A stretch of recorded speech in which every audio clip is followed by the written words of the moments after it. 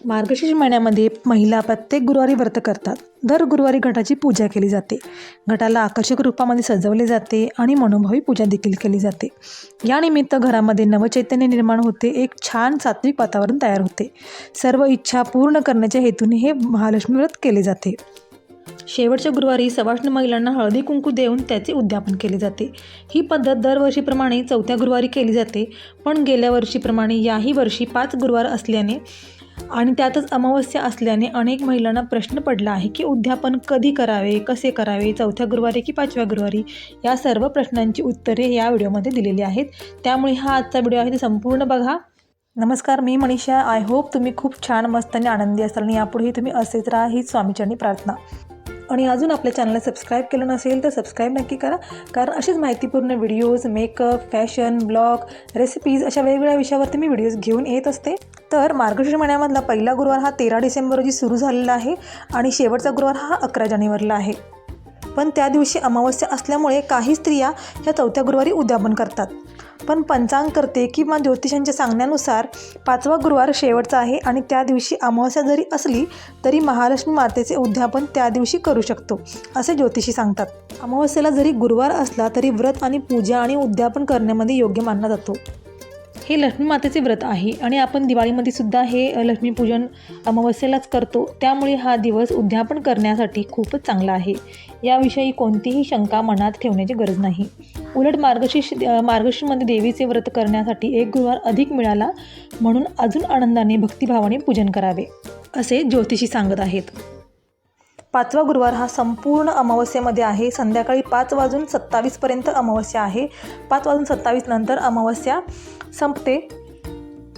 त्याच्या आधीही तुम्ही पूजा करून उद्यापन करू शकता किंवा अमावस्या संपल्यानंतरही पूजा करून उद्यापन करू शकता.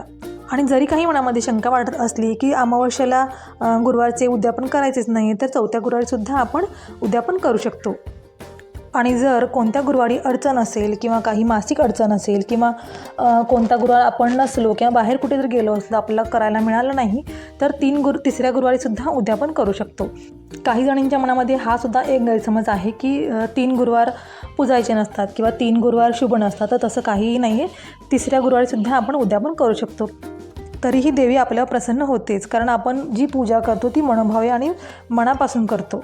त्यामुळे उद्यापन कधीही केलं तरी चालते. 3ऱ्या गुरुवारी, 4थ्या गुरुवारी किंवा अगदी 5व्या गुरुवारी अमावस्या लागते त्या दिवशीसुद्धा उद्यापन आपण करू शकतो. आणि जरी काही मनात शंका असेलच की आपल्याला 5व्या दिवशीसुद्धा 5व्या गुरुवारी उद्यापन आणि व्रत करायचं आहे, पण मनामध्ये अमावस्याबद्दल शंका असेलच, तर पूर्ण दिवस तुम्ही व्रत करू शकता. आणि अमावस्येबद्दल शंका आहे तर तुम्ही अमावस्या 5:27 आहे, त्यानंतर पूजा करून उद्यापन करू शकता.